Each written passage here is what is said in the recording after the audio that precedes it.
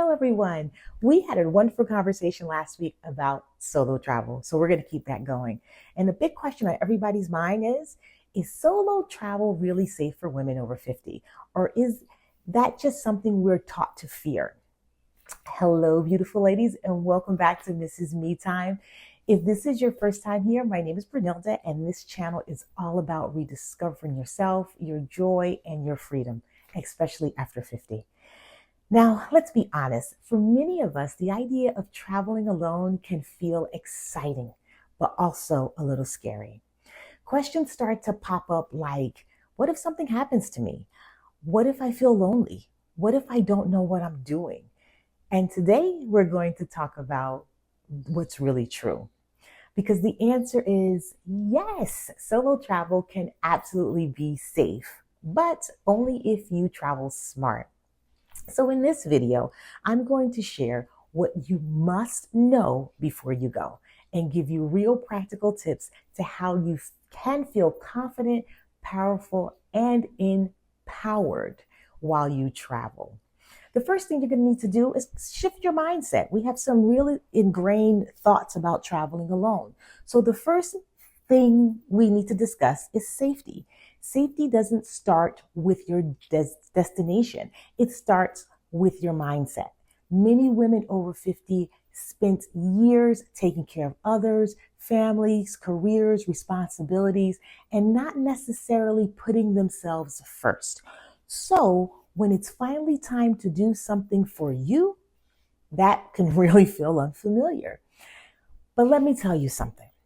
You are not too old, you are not too late, and you are not incapable. In fact, you are wiser, more aware, and more intuitive than you've ever been. And those are some of your greatest assets. These are your best safety tools. The next thing is choosing the right destination for you. Not all destinations are created equal, and that matters. If this is your first solo trip, don't try to be a hero.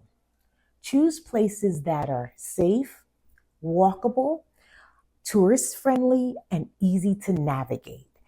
Think about destinations where English or whatever your primary language is widely spoken. At least at first. You can explore later, but at first, go to a place where the English that you speak is widely spoken, that there's good transportation, and that there's a strong tourism infrastructure. You want your first experience to feel comfortable, but not overwhelming. And listen, there's no prize for struggling, so we do not want to struggle. You want this to be comfortable. The goal is confidence, not chaos.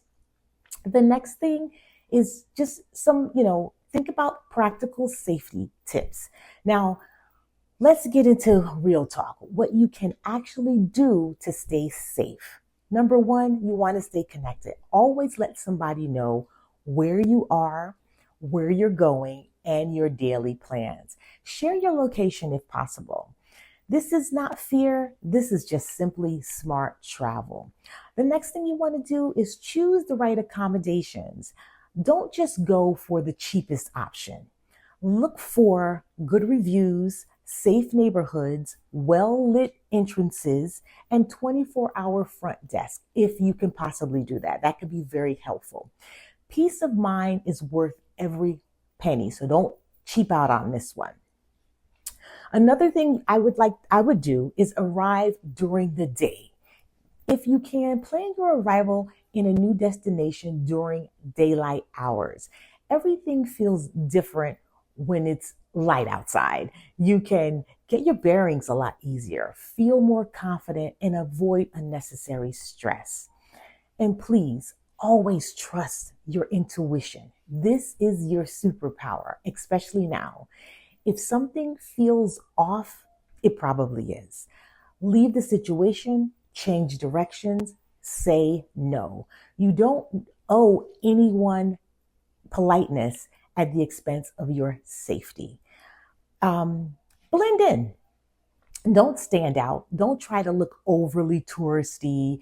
Keep your valuables at a minimum. dress appropriately for the location, and walk with confidence, even though you're trying to figure things out.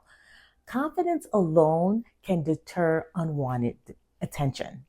The other thing I would suggest is keep your essentials secure. So use crossbody bags, use anti-theft backpacks, and wear a money belt if if you want to do that. That would be really good. Keep your things closed. Always keep your phone, your ID, and your money, again, close as you possibly can to your body, and keep it secure. Another point is, have a backup plan always. Screenshot important information, have offline maps, and keep a little emergency cash tucked in in another side pocket. Technology is great. We know that until it's not. This is also a very important one, emotional safety. Let's talk about something people don't always mention. So emotional safety, yes, it may feel, you may feel lonely at times or uncertain, a little out of your comfort zone. And that's going to be okay. That's perfectly fine, and it's perfectly normal. That's not danger. That's simply growth. Solo travel stretches you in the most beautiful ways. You learn how to sit with yourself, which I love, how to trust yourself, and how to enjoy your own company. And that, my dear, is priceless. The real truth about solo travel is most solo trips go right. Most people are kind. Most experiences are beautiful.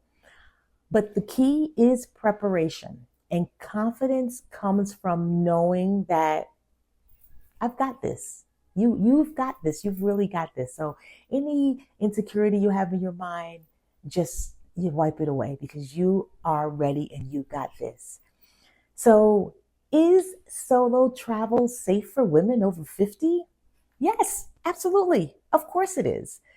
When you are prepared, when you stay aware, and when you trust yourself, and if this is something that's been on your heart, let this be your sign. It's your time. It's your time to plan. It's your time to go now. I encourage you to do it now. If you've enjoyed this video, go ahead, like, subscribe, and share it with another woman who needs a little encouragement to step out and explore the world. And remember, you are not too old, you are not too late, and your life is not over. It's just beginning. Thank you for taking this time with me. I hope this helps. I will see you in the next video. Enjoy your day.